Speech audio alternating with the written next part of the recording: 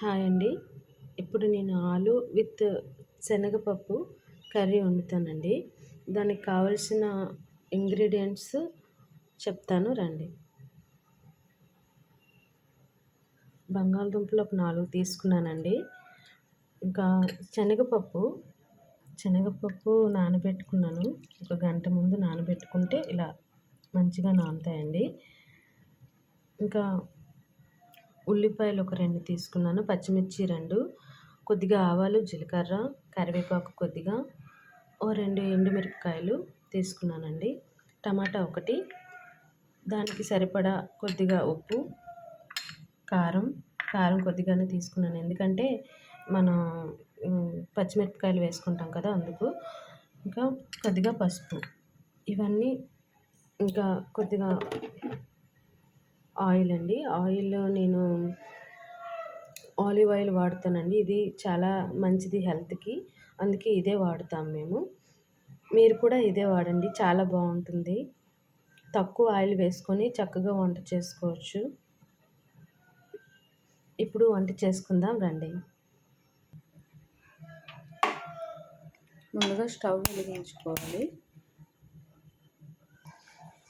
Pan వేడయ్యాక కొద్దిగా oil వేసుకోవాలి.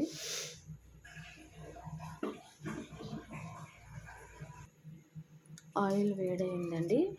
ఆయిల్ వేడయ్యాక మనం జీలకర్ర, ఆవాలు, పచ్చిమిర్చి, కరివేపాకు, ఎండుమిర్చి, ఉల్లిపాయ తరిగి పెట్టుకున్నాం కదా, ఇవన్నీ ఇందులో వేసేయాలండి. ఇవి బాగా కలిపితే బాగా చక్కగా వేగుతాయండి. వేగాక ఇది కొంచెం చూడండి, తాలింపు చాలా చక్కగా వేగిందండి. ఇందాక మీకు చెప్పడం మర్చిపోయానండి, అల్లం వెల్లుల్లి పేస్ట్ కూడా వేసుకోవాలి. ఇది వేసుకుంటే కూరకి మరింత టేస్ట్ యాడ్ అవుతుందండి. ఇది బాగా వేగాలండి. ఇది పచ్చి వాసన పోయేలాగా వేగాలి. అలా వేగితేనే కూర టేస్ట్గా ఉంటుంది, లేకపోతే కూర పచ్చిగా ఏదో లాగా ఉంటుంది. ఇప్పుడు ఇందులోకి దుంపలు వేసుకుందామండి, అదే ఆలు.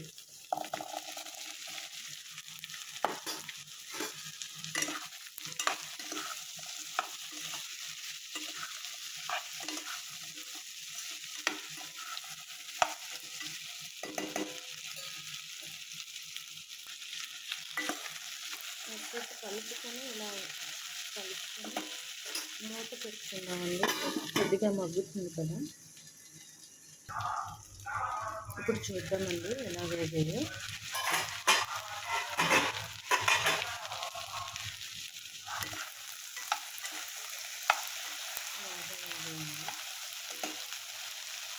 ఇది కొద్దిగా మనం నానబెట్టుకున్నాం కదా, ఆ శనగపప్పు వేసేద్దామండి.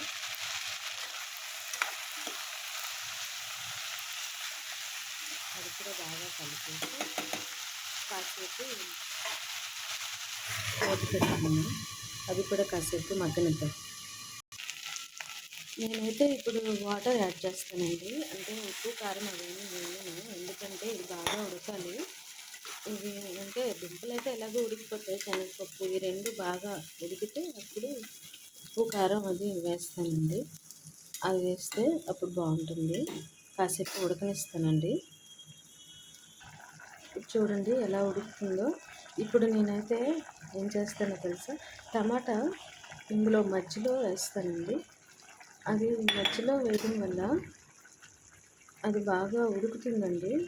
దానివల్ల దుంపలు కూడా గట్టిపడవు. టమాటా ఎందుకు ఇలా వేస్తున్నానంటే, అంటే ఫస్ట్ యాక్చువల్గా అయితే టమాటాలు తాలింపులో వేసేసి బాగా వేగేలాగా చేస్తాము, కానీ నేనైతే ఈ కూరకి మాత్రం ఇలాగా చేస్తానండి. ఇలా మధ్యలో వేసేసి కాసేపు మూత పెడితే అవి చక్కగా ఉడుకుతాయండి. ఇప్పుడు చూద్దామండి ఎలా ఉడికిందో. చూసారా, టమాటీలు అన్నీ చక్కగా ఉడికిపోయాయి. ఇలా చేస్తే చాలా బాగా ఉడికిపోతాయండి. కూర అంతా స్ప్రెడ్ అవ్వదు, కూర గట్టిపడదు, టమాటా కూడా ఉడికిపోతుంది. అక్కడే అలాగా కొద్దిగా స్మాష్ చేస్తే టమాటాని బాగుంటుందండి.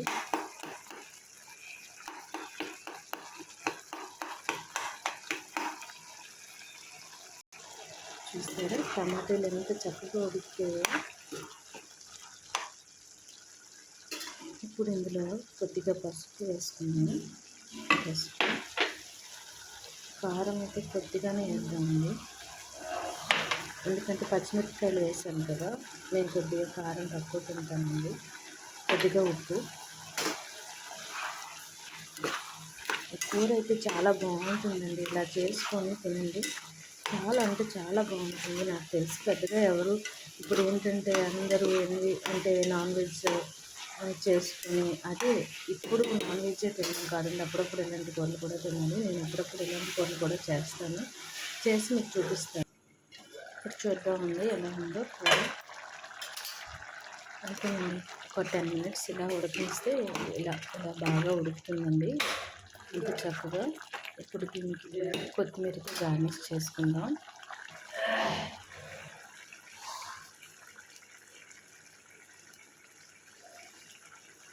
ఇప్పుడు కొత్తిమీరతో గార్నిష్ చేసుకొని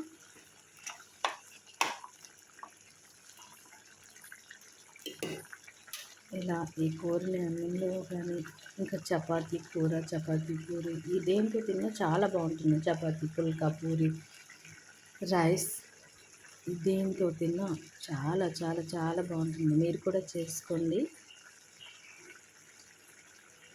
బాయ్ అండి.